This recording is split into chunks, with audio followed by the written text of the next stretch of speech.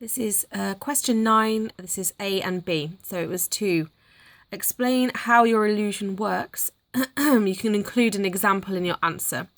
So it's kind of a weird format, this question. It's not something you would necessarily have come across before, but it gives you the illusions that you can choose from a list of 3. You need to tell them what illusion you're using, and then you need to explain. And the key word here is explain how this type of illusion works. So what a lot of us have done, and this is the common mistake that I've picked up on, is that all we are doing is we know an illusion, we've got an example that we can use, and we've just explained what that example is, okay? But what we need to be doing is explaining how the illusion works, not just explaining an illusion, but explaining how it works, why it's occurring, okay? So if we look at the mark scheme for this question, it says mark each type of illusion separately, credit the best 2 if there are more than 2, no one's done more than 2.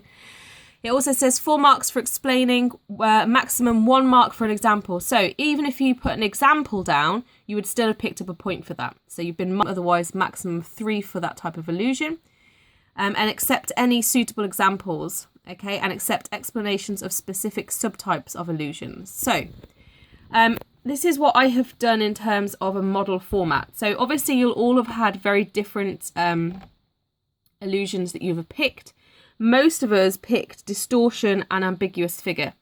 So what the model format would be for a question like this is you name your illusion, you explain how it works for 2 points. So that means you need a basic explanation of what the illusion is, and then you need to elaborate on how that illusion works, okay?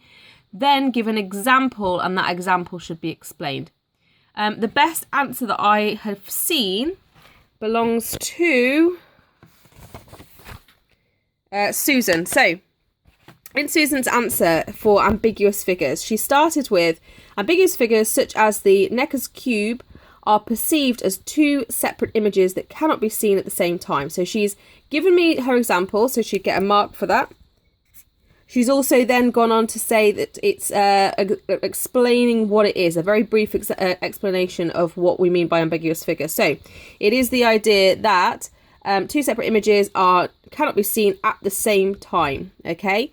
Normally, we would use, this is where she's going on to then explain how the illusion works. So normally, we would use figure ground to separate a distinct figure from the background, but in this case, there is no figure or background to separate, so we perceive 2 different images.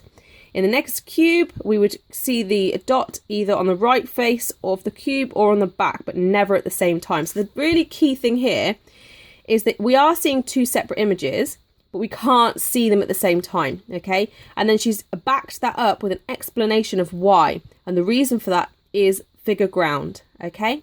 So that's where she's picked up her 4 marks. She's picked 1 mark up for giving an example, 1 mark for explaining what she means by that example, 1 mark for elaborating, so explaining how the illusion actually works and using figure ground to support that. And then she's got a final mark here for explaining even further and giving another example, okay? So she's explained in terms of her example how it works.